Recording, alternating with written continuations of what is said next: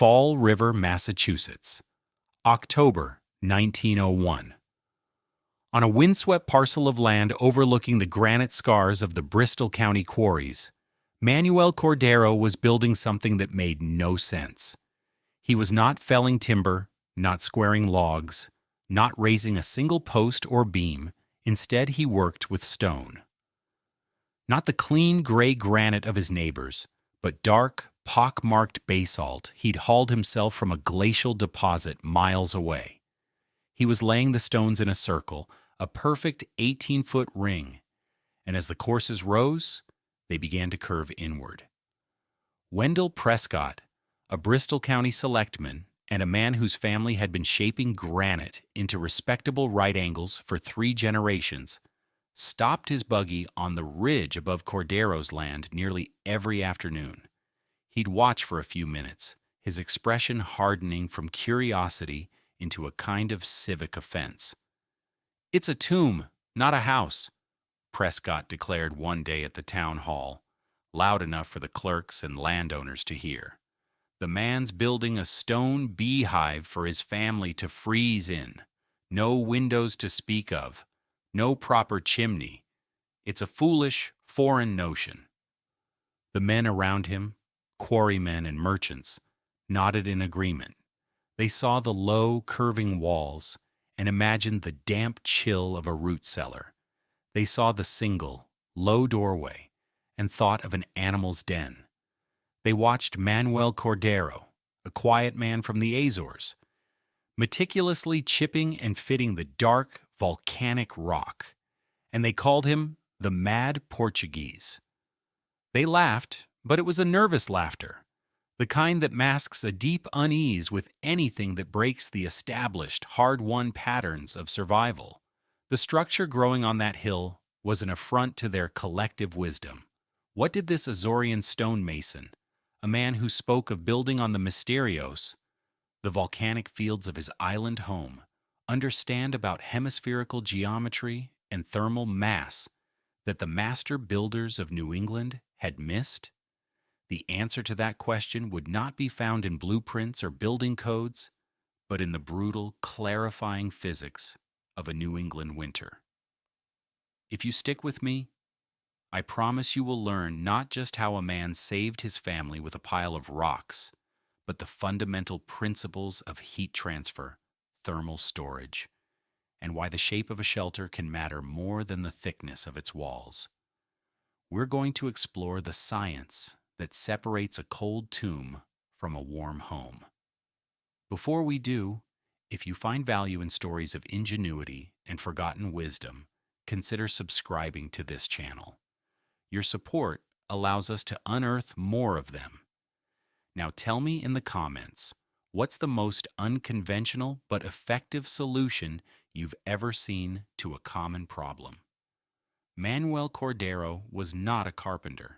He was not a timber framer. He did not think in terms of studs and joists, mortise and tenon.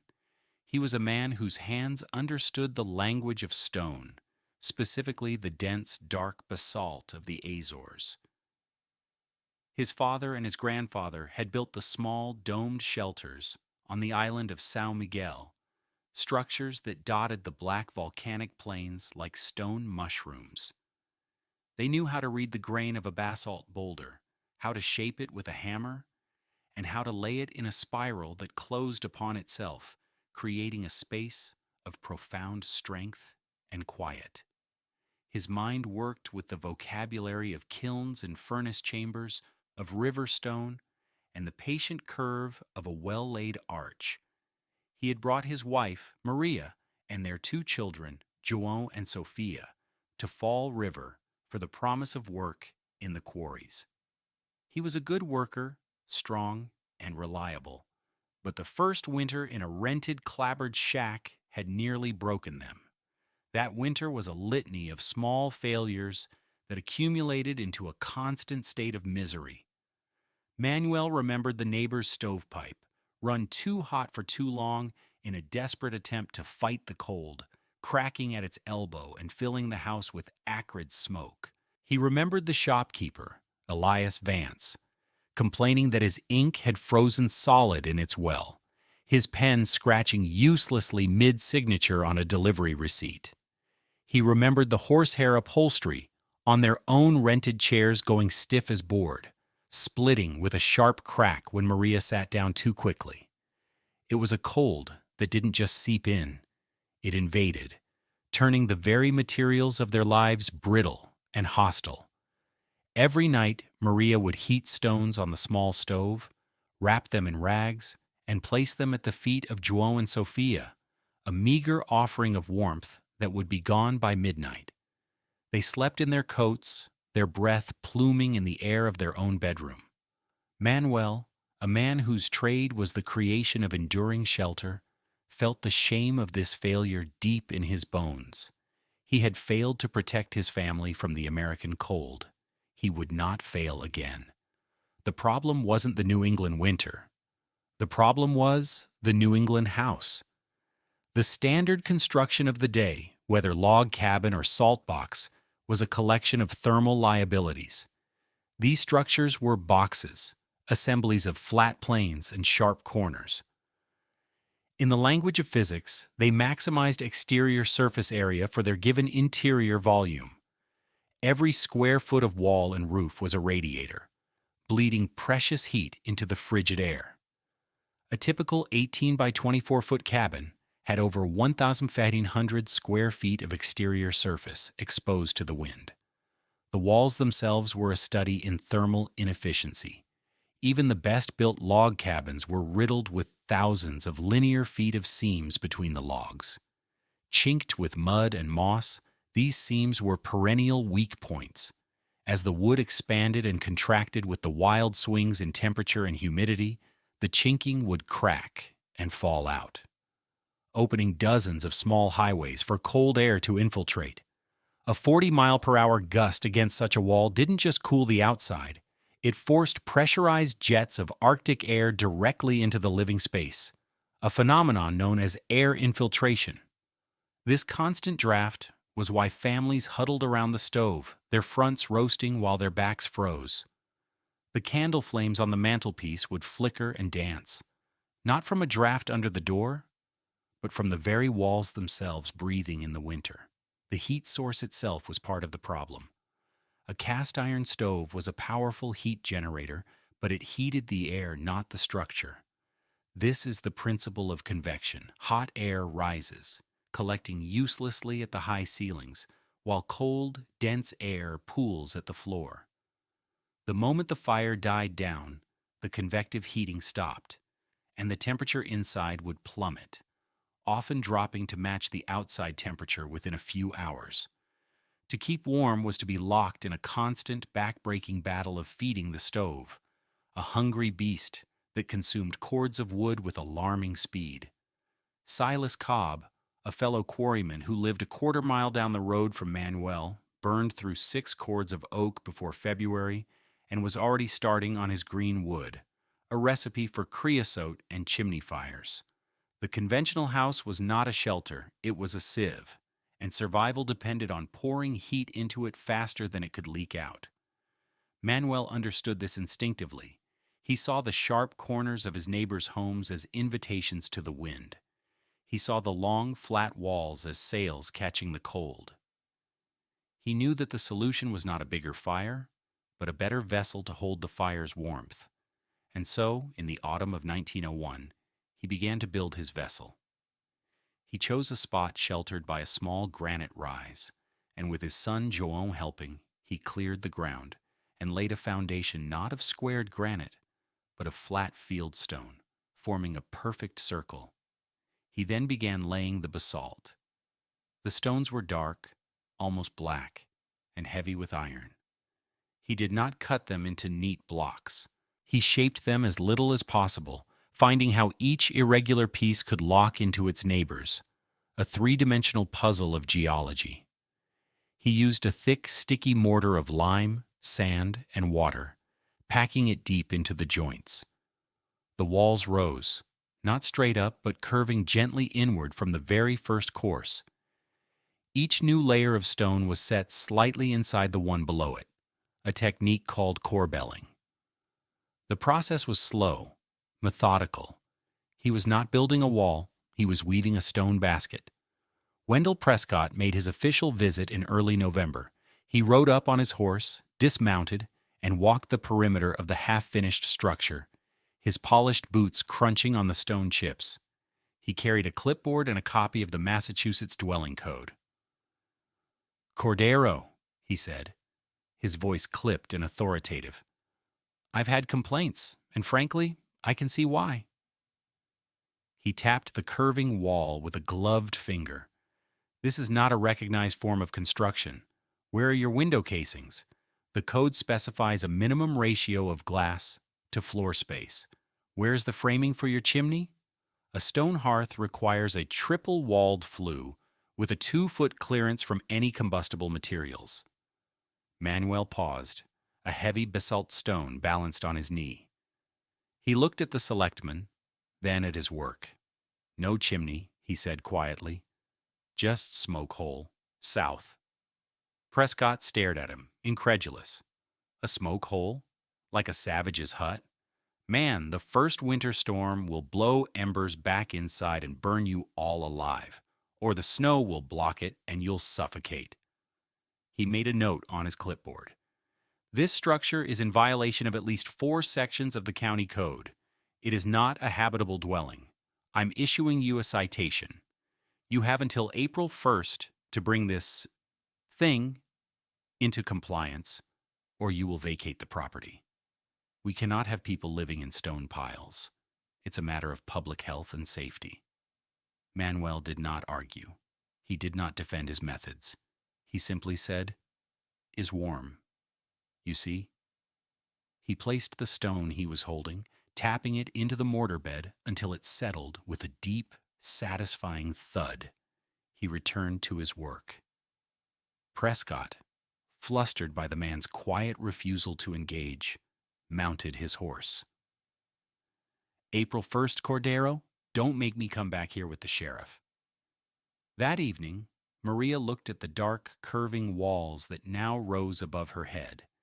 The sky was visible through the shrinking circle at the top. "He says it is not a house, Manuel," she said, her voice laced with worry. "He says we cannot live here."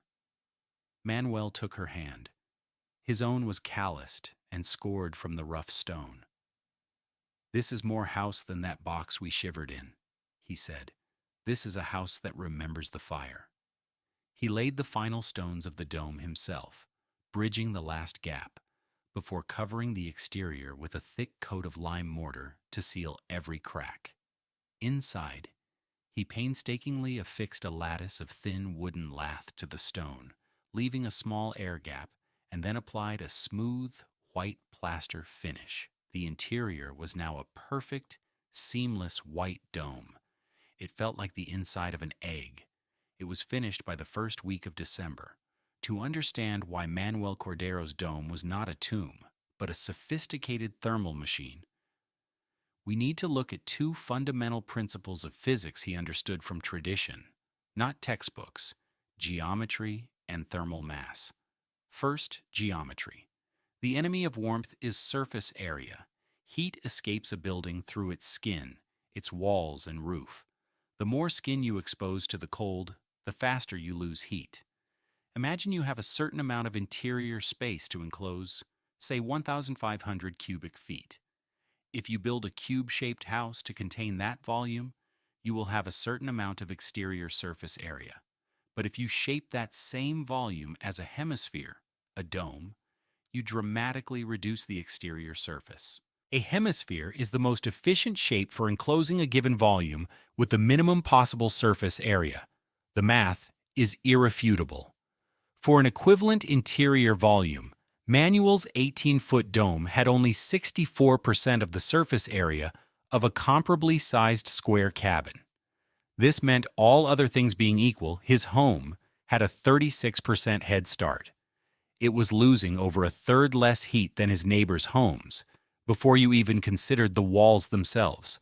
Furthermore, the curved surface of the dome presented a poor profile to the wind. Wind striking a flat wall creates a high-pressure zone, forcing cold air through any available crack. Wind flowing over a dome is aerodynamic. It accelerates and flows smoothly around, creating less pressure and therefore less infiltration.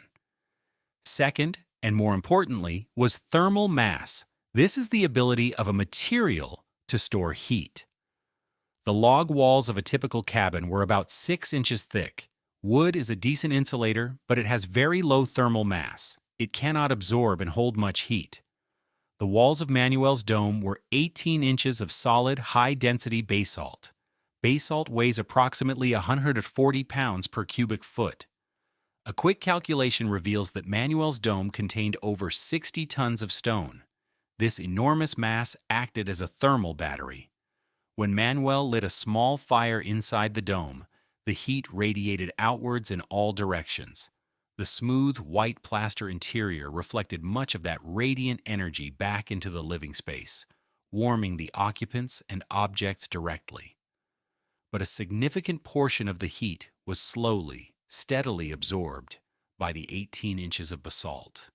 The dome was, quite literally, drinking the heat from the fire. For every linear foot of its base, the wall could store over 15,000 BTUs of thermal energy. Unlike the convective heat of a stove that disappears when the fire goes out, this stored heat in the stone mass was stable. Once the fire was reduced to embers for the night, the process reversed. The immense thermal battery of the walls began to slowly radiate its stored warmth back into the interior space. The temperature difference between the warm stone and the cooler interior air drove a gentle, continuous release of heat that would last for hours, even days. The dome didn't just get warm, it stayed warm. The 18 inches of stone created a thermal lag, a delay of more than 40 hours for a change in outside temperature to be felt on the inside. The house was not fighting the daily swings of the weather. It was living on the thermal average of the previous 2 days. It was a shelter and conversation with its environment, not one shouting against it. In the second week of January, the weather turned. A massive cold front, an Arctic push borne over the frozen expanse of Hudson Bay, slid down the coast. For Fall River, it was a multi-day siege. The temperature dropped to 20 degrees below zero and stayed there for 9 consecutive days. The wind blew relentlessly from the northwest at 40 miles per hour, carrying the frozen spray of the Atlantic inland, where it coated every surface in a treacherous glaze of ice. This was the winter test. In the town, the familiar miseries of the previous year returned, magnified. Elias Vance's new shipment of inkwells arrived from Boston, and 6 of them cracked on the shelves of his unheated stockroom. The sound of splitting wood was common, as the moisture in timber cabin walls froze, expanded, and tore the fibers apart. Silas Cobb's cabin groaned under the assault. A long, jagged crack appeared in his main wall, wide enough to see daylight through. He and his family abandoned their bedrooms and lived in a miserable huddle of blankets within 3 feet of their stove, which now glowed a dull, dangerous red day and night. But in Manuel Cordeiro's dome, a different reality unfolded. The wind howled over the curved roof, unable to find purchase, its sound a distant moan rather than an immediate, chattering threat. Inside, the air was still. The single, low door, covered with a heavy blanket, admitted no drafts. The small smoke hole, positioned on the south side away from the prevailing wind, drew perfectly, pulling the thin wisp of smoke from their small cooking fire straight up and out. The temperature inside never dropped below 60 degrees. After running the fire for a few hours in the morning to cook and heat the stones, Manuel would let it die down to a bed of coals. The great mass of the walls would then take over, releasing a gentle, even warmth that filled the entire space. There were no cold spots.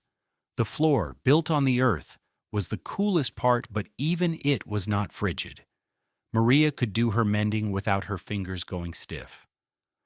João and Sophia could sit on a sheepskin rug on the floor and draw on their slates without needing to be bundled in coats.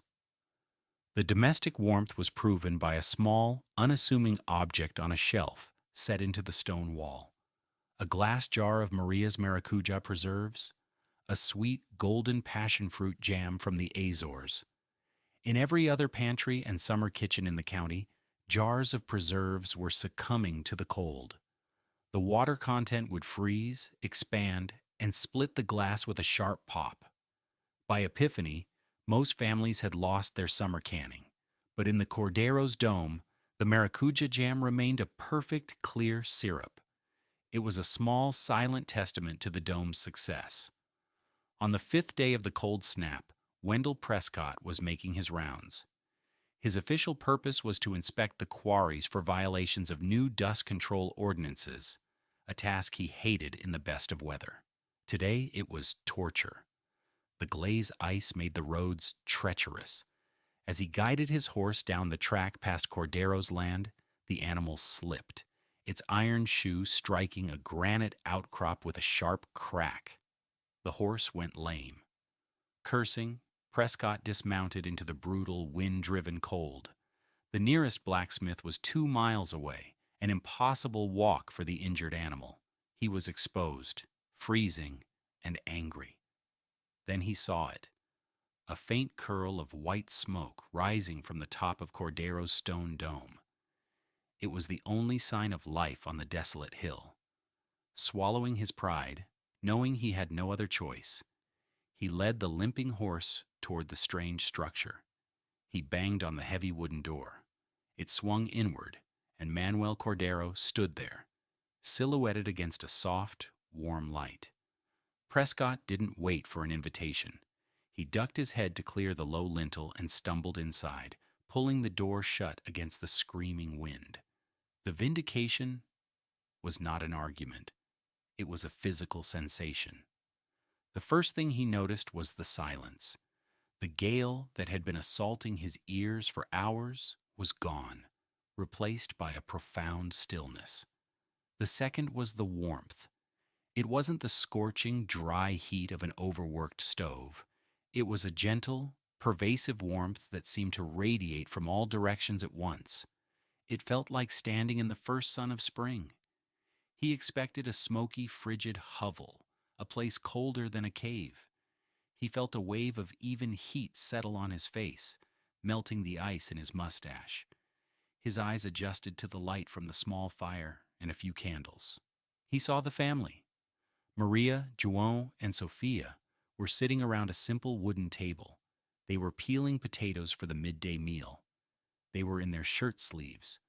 Prescott stood there, a mountain of wool coats and frozen leather, staring at a family living a normal life in the heart of an Arctic blast. His gaze fell upon the shelf. He saw the jar of golden preserves, its contents perfectly liquid. He knew his own wife had lost a dozen jars of blueberry jam just last night. He slowly pulled off his gloves. He reached out and placed his bare palm flat against the smooth, white plaster of the interior wall. He expected the bone-deep chill of stone. Instead, the wall was warm to the touch. It was alive with stored heat. He looked at Manuel, his face drained of its usual certitude.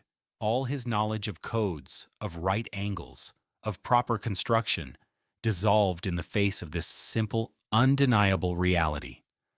"My God, Cordeiro," Prescott said, his voice quiet with awe. "You didn't build a house, you built a hearth." The April 1st deadline came and went without a word from the selectman's office. Wendell Prescott, humbled and converted, became the dome's most unlikely advocate. He spoke of it at the town hall, not as a violation, but as a marvel. The story of him seeking shelter, of the family in shirt sleeves, of the warm stone walls, spread through the Portuguese community first, then to the wider population of quarry workers. The real validation came from the Sociedade Portuguesa Continental União, the social and fraternal organization for the Portuguese community in Fall River. In their February 1902 bulletin, they dedicated a full page to a Casa de Pedra do Senhor Cordeiro. The article included a detailed cross-section diagram of the dome, showing the corbelled stone, the lime mortar, the interior lath and plaster, and the strategic placement of the smoke hole. It explained in simple Portuguese the principle of using the stone itself to hold the heat. The effect was immediate. For the Azorean masons working the Fall River quarries, this was not a strange new idea, but a powerful reminder of a forgotten one. They knew this type of building. It was in their blood and in their hands. By the autumn of 1902, 6 other families, all connected to the quarries and the old stone-working traditions of the islands, had built their own basalt beehive domes on the hillsides around the city. They reported burning less than a third of the wood of their neighbors, their homes staying warm and dry through the damp coastal winters. Manuel Cordeiro never sought recognition, but he freely gave his knowledge to anyone who asked, showing them how to select the stones, how to lay the inward curving courses, how to make the structure breathe. The principles Manuel Cordeiro embodied in his stone dome were not new, but they were profoundly out of step with his time. A century later, architects and builders would give them new names: passive solar design, thermal mass heating, monolithic dome construction, high-performance building envelopes. They would use concrete and steel to create structures that, at their core, did exactly what Manuel's dome did: store the sun's and the fire's energy in the building's mass and release it slowly, creating a stable, comfortable interior with minimal energy consumption. He was an innovator not because he invented something new, but because he remembered something old and true, and had the courage to apply it. There is a lesson in the quiet confidence of Manuel Cordeiro. In a world that valued straight lines and rigid codes, he followed the wisdom of the curve. He listened to the stone. He understood that the most effective way to deal with a hostile force, like the New England winter, was not to build a fortress to fight it, but to create a form that understood its nature. His neighbors built walls to keep the wind out. The wind, in its fury, found every crack and broke them. Manuel Cordeiro built a shape that taught the wind to go around. He didn't wall his family in against the cold. He taught the stones to close over them like a folded palm. Thank you for joining us on this journey back in time. If you believe this kind of practical wisdom deserves to be remembered, please like this video and subscribe for more stories of forgotten genius. We'd love to hear your thoughts in the comments. What other traditional building techniques do you know of that outperform modern methods in some way? Disclaimer: this video presents a historically inspired reconstruction for educational and storytelling purposes. The characters, names, and specific events depicted are fictionalized, but the techniques and scientific principles are based on real historical practices. Anyone attempting to apply these or other historical building methods today should consult with qualified professionals and adhere to all current building codes, safety guidelines, and local regulations. This content does not constitute professional, technical, or legal advice.